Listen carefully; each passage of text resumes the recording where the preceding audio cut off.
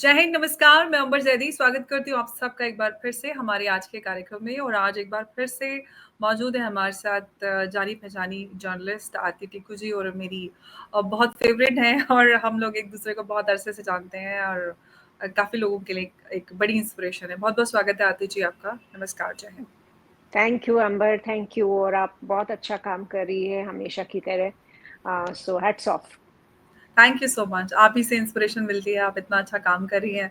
आरती जी, आज हम बात करने वाले हैं अमेरिका और भारत के बीच में जो रिश्ते चल रहे हैं, उसमें हर दिन कुछ ना कुछ अपडेट्स आते हैं। अमेरिका की तरफ से काफ़ी कन्फ्यूज़िंग स्टेटमेंट्स आते हैं। एक तरफ अच्छा-अच्छा है, दूसरी तरफ पीटर नवारो जैसे एक अलग तरह का स्टेटमेंट दे रहे हैं। एसयू के बाद ख़ास तौर से आप किस तरह का बदलाव और देख रही हैं? जिस तरह से एसयू में चाइना और रशिया और इंडिया साथ आए और ख़ास तौर से प्रेज़िडेंट पुतिन और प्रधानमंत्री मोदी के बीच में जो एक पर्सनल मीटिंग रही जो 45 मिनट्स की, उसको लेकर भी काफ़ी कुछ कहा जा रहा है कि बहुत सारी चीज़ें अनऑफ़िशियल हैं, जो नहीं पता हैं, जो हो सकते हैं। इस पूरे उसमें और साथ ही अब फिर यूएनजीए के लिए भी प्रधानमंत्री मोदी इसी मंथ में जाएँगे। तब तक आपको क्या लग रहा है, क्या कुछ बदलाव आएगा और यूएनजीए तक पहुँचने तक कुछ हम अपडेट्स और इसमें देख पाएँगे? देखिए, बहुत ही क्लियर था प्राइम मिनिस्टर मोदी का जो विजिट था चाइना में, और एससीओ में जिस तरह उन्होंने अपनी बात रखी, अपना पक्ष रखा, भारत का पक्ष रखा।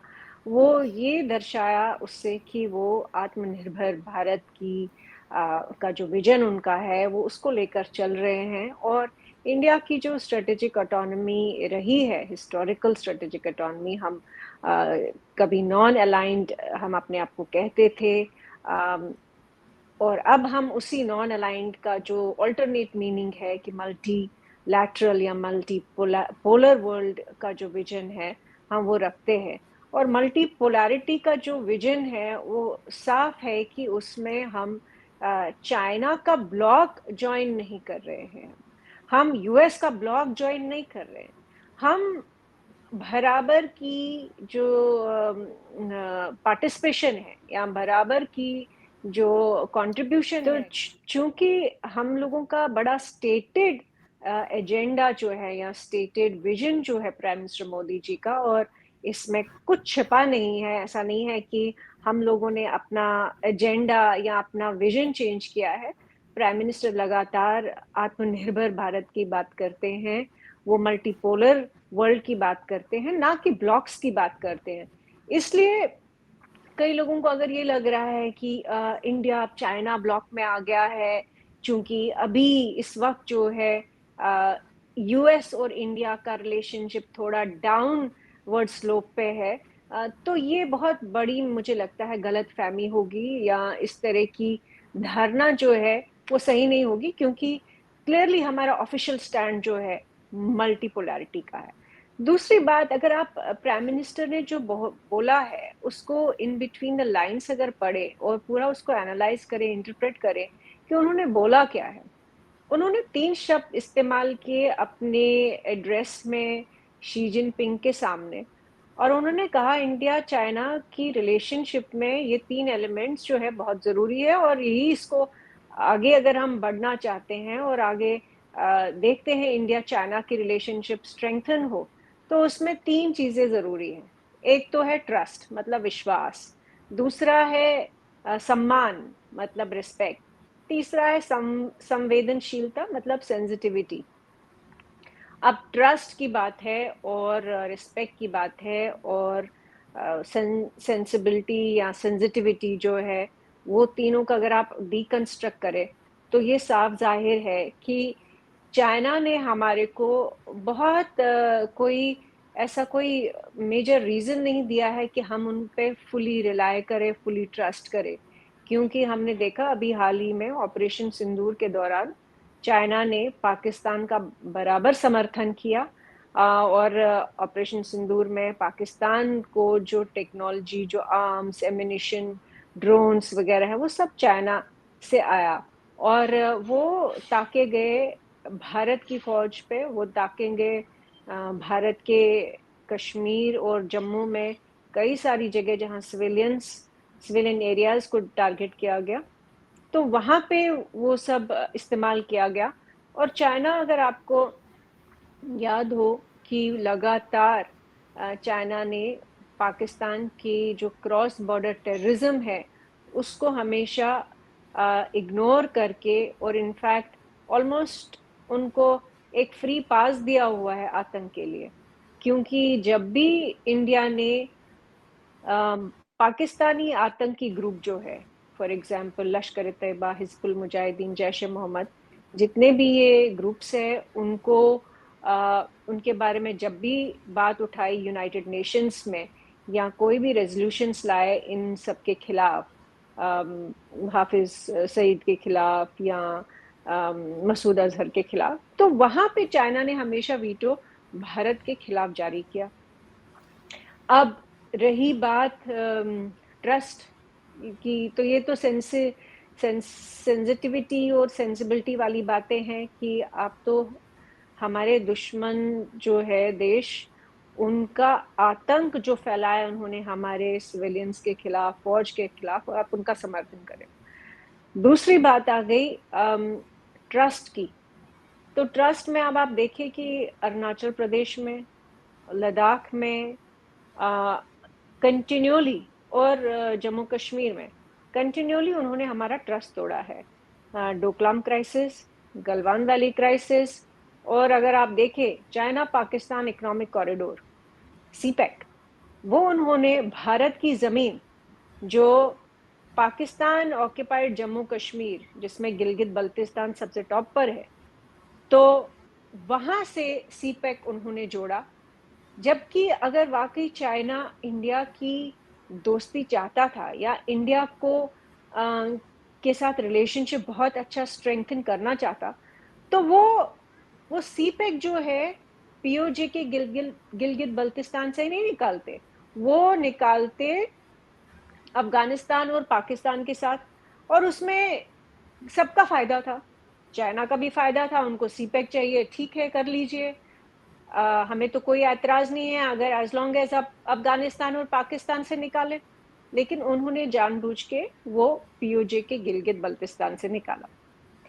अब रही बात रिस्पेक्ट की।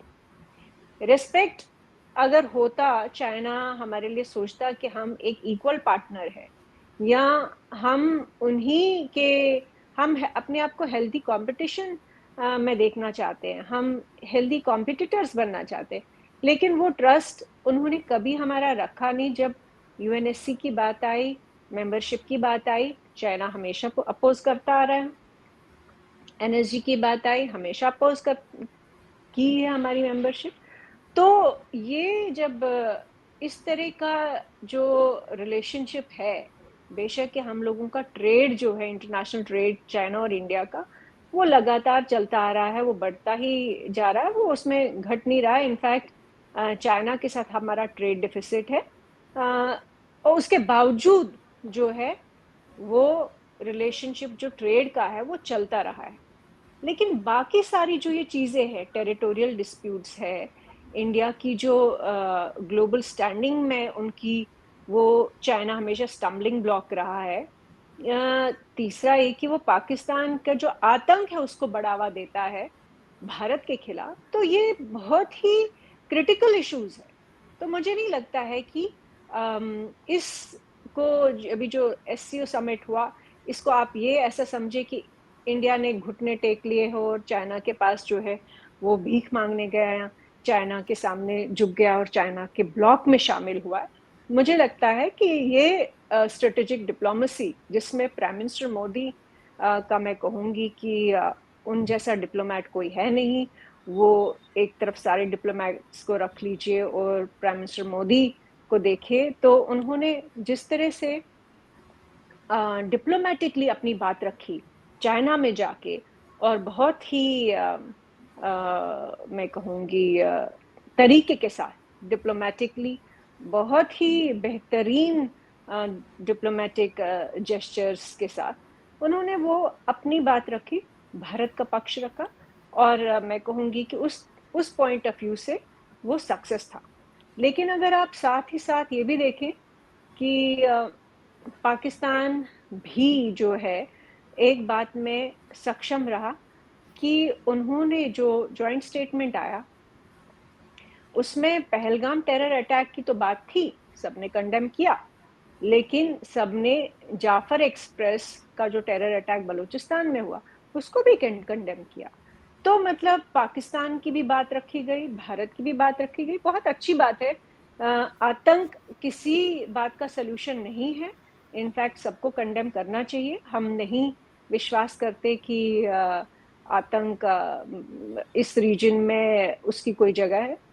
तो इसलिए एक तरफ से मैं कहूंगी कि एससीओ प्लेटफॉर्म कहीं ना कहीं इंडिया पाकिस्तान का जरा सा, मैं कहूंगी, एक कॉमन ग्राउंड पे वो आके दोनों ने सहमति दिखाई, दोनों ने एक दूसरे के कंसर्न एक्सेप्ट किए और दोनों ने उस पे साइन भी किए। तो मैं मानती हूँ कि वो भी एक पॉजिटिव स्टेप है। फ्यूचर में अगर पाकिस्तान के साथ कभी डायलॉग होता है तो वहाँ एक, मुझे लगता है, बेसिक कॉमन मिनिमम जो अंडरस्टैंडिंग है वो इस एससीओ मीटिंग में दिखाई दी। आरती जी, हम बात करते हैं अभी चाइना और भारत की। जिस तरह से अभी फिलहाल तो दोनों के बीच में बेहतर रिश्ते नजर आ रहे हैं। हालांकि प्रेसिडेंट उसकी बात कर रहे हैं, सॉरी, हम शी जिनपिंग की बात करते हैं या फिर हम प्रधानमंत्री मोदी की बात करें, दोनों के ही जो स्टेटमेंट्स रहे उसमें काफी टोन में काफी फर्क रहा। जैसे कि आपने कहा कि प्रधानमंत्री मोदी बहुत ही डिप्लोमेटिकली ये सारी चीजों को हैंडल कर रहे हैं। चाइना की तरफ से दोस्ती की बात की गई, एक अलग वो है। लेकिन अब जबकि भारत की तरफ चाइना नजर आ रहा है, यूएनजीए में जब प्रधानमंत्री पहुंचेंगे तो क्या कुछ हम बदलाव देखेंगे? क्या यूएनएससी के लिए अब चाइना भारत के सपोर्ट में आएगा, अब जबकि रिश्ते बेहतर हो रहे हैं? आपको क्या लग रहा है? देखिए, मुझे बहुत ज़्यादा एक्सपेक्टेशन नहीं है चाइना के साथ कि चाइना इंडिया की जगह जो स्टेबल पे होनी चाहिए उसको समर्थन करेगा, क्योंकि चाइना का रवैया, बेशक हम लोगों की ये पहली बार तो हुआ नहीं है कि prime minister Modi Xi Jinping से मिले हो। इनफैक्ट प्राइम मिनिस्टर मोदी जब पावर में आए, उन्होंने बहुत कोशिश की कि वो शी जिनपिंग के साथ बहुत अच्छे ताल्लुकात रखे, उनको बुलाया भी, बहुत आदर सत्कार मिला शी जिनपिंग को इंडिया में। लेकिन उसके बाद हमने देखा कि डोकलाम हुआ, उसके बाद हमने लद्दाख में देखा कि क्या हुआ, इतना बड़ा स्टैंड ऑफ, और वो रिजॉल्व भी नहीं हुआ किसी तरीके से मेजर वे पे। तो इसलिए मुझे एक्सपेक्टेशन नहीं है, क्योंकि चाइना कहीं ना कहीं अपने आप को अमेरिका का इक्वल मानता है। वो जो एक यूनिपोलर वर्ल्ड था, कोल्ड वॉर खत्म होने के बाद, जब सोवियत यूनियन टूटा, उसके बाद जो यूनिपोलैरिटी थी अमेरिका की, और अमेरिका की जो बुलीनेस थी, पूरी दुनिया में अपने आप को सबसे बड़ा बुली मानता था, उसको चैलेंज जो है वो चाइना ने किया है, क्योंकि चाइना सेकेंड लार्जेस्ट इकोनॉमी है। और चाइना चाइना हमेशा ही जो है वो इंडिया को अपने बराबर का पार्टिसिपेंट नहीं मानता है, अपने बराबर का राइवल नहीं मानता है। इनफैक्ट किसी भी फोरम पर चाइना अपने आप को बिग ब्रदर की तरह मानता है, या पूरे एशिया में आज की डेट में सबसे बड़ा डोमिनेंट पावर मानता है, और बाकी दुनिया में अमेरिका के साथ अपने आप की तुलना करता है।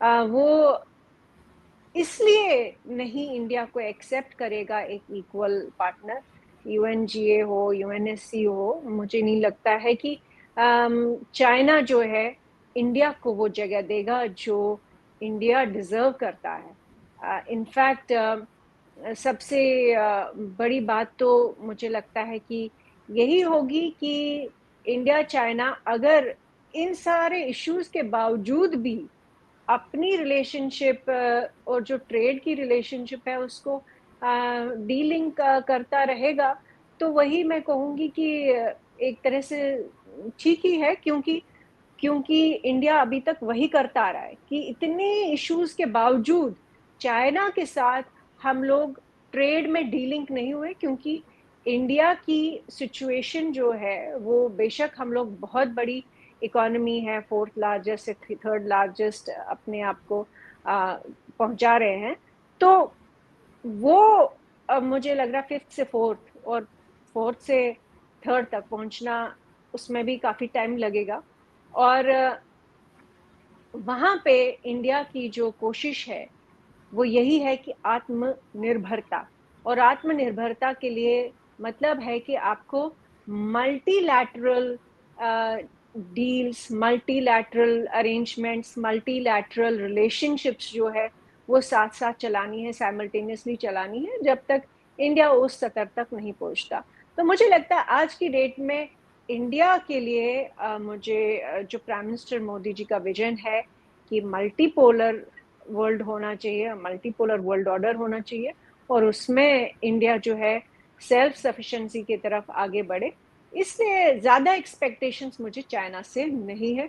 लेकिन हाँ, अगर हम किसी भी तरीके से रिलेशनशिप बेहतर बनाएँ, आगे सुधारें, तो वो इंडिया के लिए अच्छा है। जी। अब यूएनजी से पहले हम भारत और अमेरिका के ट्रेड की बात करते हैं, जो ट्रेड वॉर चल रहा है। इस सब के बीच में मार्को रूबियो का स्टेटमेंट आया और पीटर नेवेरो है, वो अलग उसमें जा रहे हैं।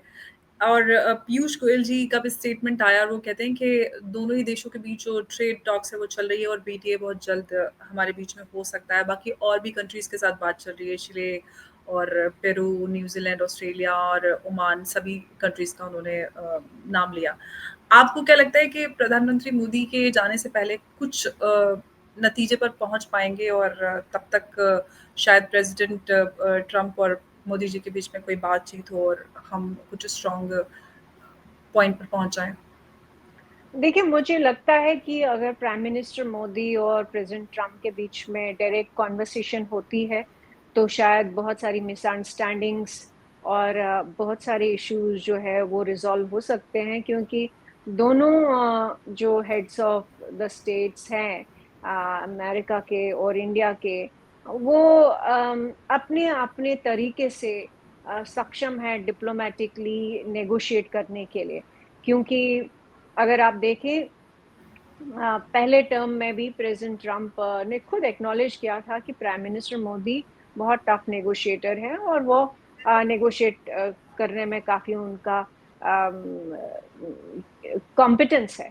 दूसरी बात ये कि अ, इंटरनेशनल रिलेशंस में मैं ये हमेशा कहती हूँ कि हर दिन समान नहीं होता है, और ये पहली बार नहीं हुआ है कि इंडिया यूएस का रिलेशनशिप इतना नीचे गिरा हो या डाउनवर्ड इस पे स्लोप पे हो।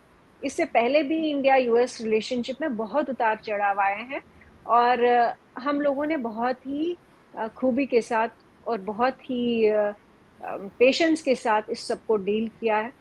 तो इस बार भी जो मुझे लगता है कि ये एक टेम्पररी फेज़ है, और बेशक ट्रम्प की स्ट्रैटेजी है यही रही है कि वो बड़े-बड़े स्टेटमेंट देते हैं, बड़ी-बड़ी चीज़ें बोलते हैं। अभी उनके पीटर नवारो और स्कॉट बेसेंट, बड़े सारे लोग और भी जो है सोशल मीडिया इन्फ्लुएंसर्स वगैरह, वो बहुत सारे स्टेटमेंट्स दे रहे हैं, लेकिन उसमें एंड में तो निकलेगा क्या? बिहाइंड द सीन्स जो ट्रेड टॉक चल रही है वो वहाँ क्या निकल के आता है तब पता चलेगा, तब सारी दुनिया को समझ आएगा कि क्या असल में रिलेशनशिप जो है किस डायरेक्शन में जा रही है। अभी तो जो हो रहा है वो अगर आप देखें मतलब अभी सब लोग प्रवोक हो रहे हैं, सब लोग पार्टिसिपेट कर रहे हैं ये सारी चीज, लेकिन बिहाइंड द सीन जो जब सारी डील्स हो जाएंगी और उसमें से जो निकलेगा तब असली ऑफिशियल लेवल पे क्या रिलेशनशिप का क्या ढांचा है, क्या उसकी नेचर है और किस डायरेक्शन में है, वो तब पता चलेगा। एज ऑफ नाउ मैं कहूँगी ये सब रेट्रिक है अभी। इसको स्ट्रैटेजी भी कह सकते हैं, इसको टैक्टिक्स भी कह सकते हैं। दोनों तरफ से चल रहा है, टैक्टिकल वॉर भी है, स्ट्रेटेजिकल वॉर भी है ट्रेड को लेके। लेकिन दूसरी बात जो इसमें रशिया को लेके उन्होंने, अगर आप देखें, मेन इशू जो है रशिया को लेकर वो बढ़ के हैं कि हम उनसे ऑयल लेते हैं, लेकिन अगर आप देखें कि चाइना रशिया से ज़्यादा ऑयल लेता है और उस पर उनकी कोई टिप्पणी ऐसी नहीं है। दूसरी बात कि यूएस खुद, ट्रम्प खुद रशिया के साथ रिलेशनशिप जो है नॉर्मलाइज करने की बहुत कोशिश कर रहे हैं। वो रशिया के साथ मित्रता चाहते हैं, उन्होंने पुतिन को बुलाया और उनको काफ़ी सम्मान भी दिया। तो ये जो है रशिया वाला ये एक एक्सक्यूज है। असली कहानी क्या है, जो टॉक्स हो रही है पीछे, उन लोगों को मालूम होगा।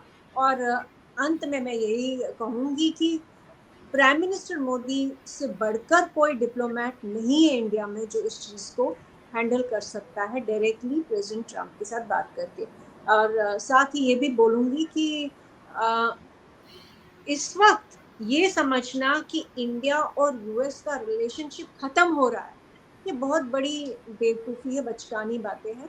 क्योंकि ये रिलेशनशिप स्ट्रेटेजिकली इम्पॉर्टेंट है, ये रिलेशनशिप बहुत पुराना भी है।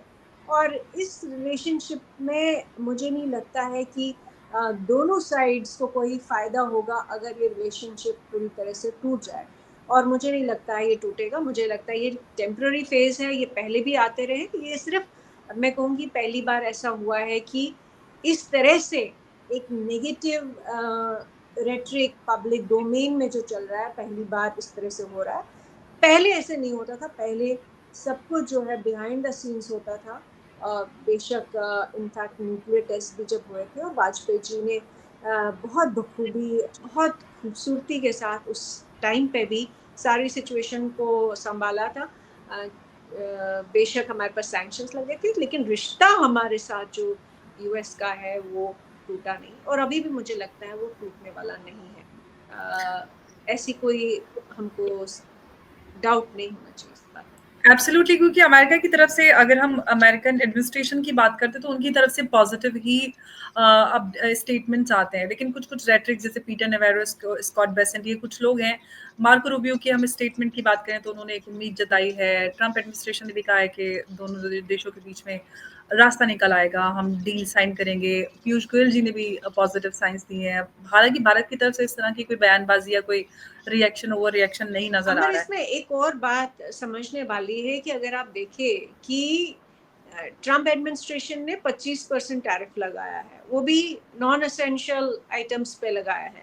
तो वो इंडिया 4th लार्जेस्ट इकोनॉमी हो गई, तो उसमें इतना बड़ा 25% टैरिफ जो है बहुत बड़ी कोई ये नहीं है। और नॉन एसेंशियल्स पे, फाइनेंशियल सेक्टर में नहीं है, टेक सेक्टर में नहीं है। तो अगर आप देखें वो उतना बड़ा इशू नहीं था। ये जो एक्स्ट्रा 25% रशियन ऑयल का जो एक्सक्यूज है, वो एक्सक्यूज है, वो असल बात नहीं है। और असल बात शायद हम लोगों को पता भी नहीं होगा, ना आपको ना मुझे, क्योंकि हम लोग ना तो सरकार के अंदर है, ना तो उन ट्रेड टॉक्स में शामिल है। सो असली बात जो भी होगी वो उनको मालूम है। और मुझे लगता है कि ये आफ्टर थॉट रहा होगा, क्योंकि पहले 25% पे ही बात खत्म हो रही थी। और अब आज का जो अभी प्रेसिडेंट ट्रम्प का जो स्टेटमेंट आया है ट्रूथ सोशल पे ही कि इंडिया अब इंडिया ने मंजूरी दी है, लगभग वो कोई टैरिफ नहीं लगाना चाहती है यूएस के आइटम्स पे। तो ये देखना पड़ेगा कि क्या वाकई हमने इसको एग्री किया है कि नहीं, और किया है तो किन आइटम्स पे क्या हो रहा है, वो डिटेल्स अभी आनी बाकी है। अभी मुझे लगता है कि धीरे धीरे ये सिचुएशन जो है वो चेंज होगा। मुझे नहीं लगता है कि ये सिचुएशन खराब होने वाला है बहुत ज़्यादा। कि अमेरिका और भारत को दोनों को एक दूसरे की ज़रूरत है, और ये सारी बातें हमें समझ में भी आ रही हैं कि उतनी ज़्यादा रिश्ते ख़राब नहीं होने वाले हैं। और उम्मीद करते हैं कि यूएनजीए से पहले शायद भारत और अमेरिका के बीच में जो बीटीए होना है, उस पे कोई हम पॉजिटिव अपडेट ज़रूर देख पाएंगे, क्योंकि पीयूष जी की तरफ से, पीयूष गोयल जी जो हमारे ट्रेड मिनिस्टर हैं, उनकी तरफ से इस तरह के संकेत आ रहे हैं कि दोनों के बीच बात चल रही है, और बात चल रही तो ज़रूर कोई ना कोई नतीजे पर हम पहुँचेंगे। आदित्य जी, आपका बहुत-बहुत धन्यवाद हमारे साथ इस चर्चा में जुड़ने के लिए। नमस्कार, जय हिंद, जय भारत। जय भारत।